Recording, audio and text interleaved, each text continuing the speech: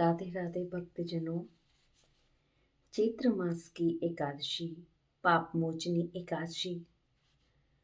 यूं तो सभी एकादशियों के व्रत पापों को समाप्त करके अनंत पुण्य प्रदान करते हैं, परंतु चैत्र मास के कृष्ण पक्ष की इस एकादशी का व्रत तो जन्म जन्मांतरों के पापों को नष्ट कर देता है।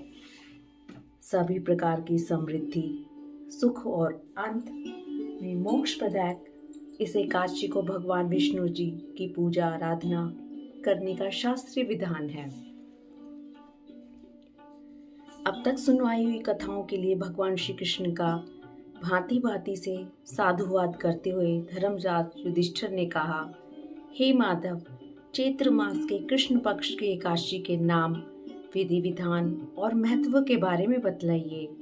यह भी बतलाइए कि इस दिन किस देवता की और किस प्रकार पूजा की जाती है। तब भगवान श्री कृष्ण ने कहा, हे राजन, सभी पापों को नष्ट करने वाली इस एकादशी का नाम पाप मोचनी है। इस दिन भगवान विष्णु की पूजा करने का शास्त्रीय विधान है।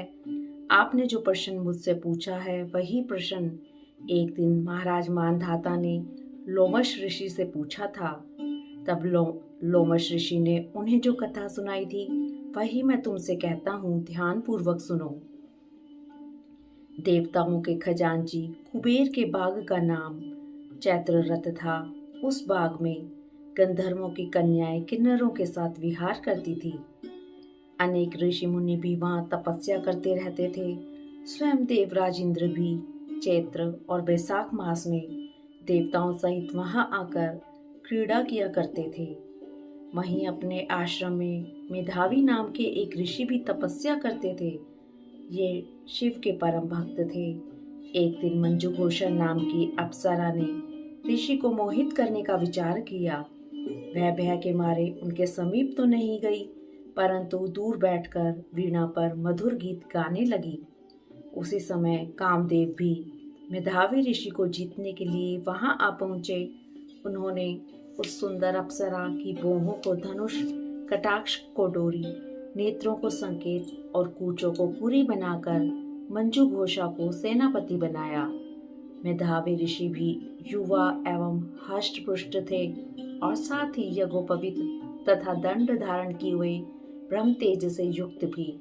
मंजू घोषा ऐसे सुंदर ऋषि को देखकर उनकी सुंदरता पर मुग्ध हो गई और अपने गीत, चूड़ियों और नुपुरों की झनकार तथा नृत्य और हाव भाव दिखाकर मुनि को रिझाने लगी। कुछ समय तक यही क्रम चलता रहा और अंत में कामदेव ने ऋषि को पराजित कर दिया। फलस्वरूप ऋषि मंजू घोषा के साथ रमण करने लगे और काम के इतने वशीभूत हुए कि उन्हें दिन तथा रात्रि का कुछ भी विचार नहीं रहा।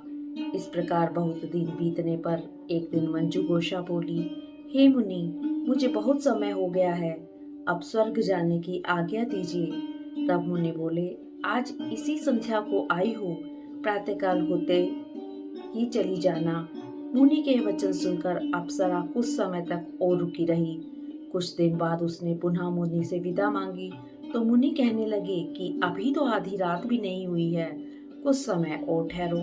अप्सरा ने कहा, महाराज, आपकी रात तो बहुत लंबी है, आप जरा स्मरण कीजिए कि मुझको यहाँ पर आए हुए कितने वर्ष बीत गए हैं। उस अप्सरा की यह बात सुनकर मुनि ने समय का विचार किया तो ज्ञात हुआ कि अप्सरा के साथ रमण करते हुए उनको 57 वर्ष 7 मास और 3 दिन बीत गए थे।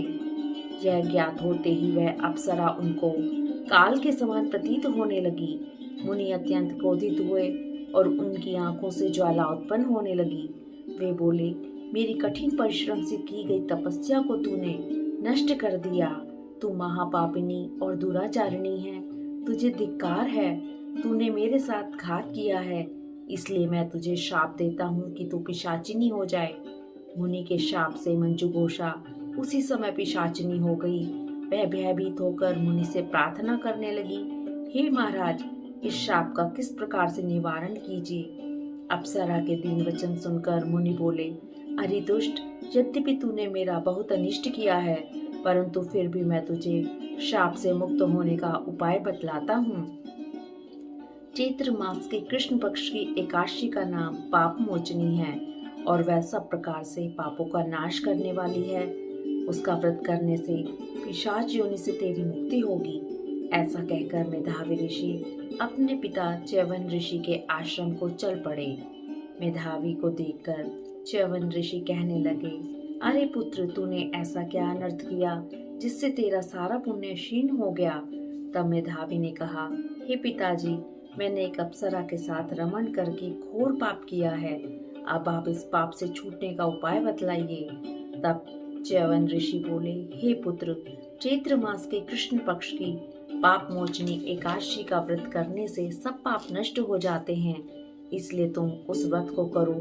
पिता की आज्ञा पाकर मेधावी ऋषि ने विधि पूर्वक इस व्रत को किया, जिससे उसके सब पाप नष्ट हो गए। उधर मंजू घोषा भी व्रत के प्रभाव से पिशाच योनि से मुक्ति पाकर दिव्य रूप धारण करके स्वर्ग लोक को चली गई। लोमश ऋषि बोले, हे राजन, पाप मोचनी एकादशी के व्रत को करने से सब पाप नष्ट हो जाते हैं। इस कथा को सुनने तथा पढ़ने से 1000 गोदान का फल मिलता है और इस व्रत को करने से ब्रह्म हत्या, गर्भपात, सुरापान, गुरु पत्नी से प्रसंग आदि जैसे पाप भी नष्ट हो जाते हैं और अंत में स्वर्ग की प्राप्ति होती है। बोलो एकादशी मैया की जय हो। कृष्ण कन्हैया लाल की जय हो।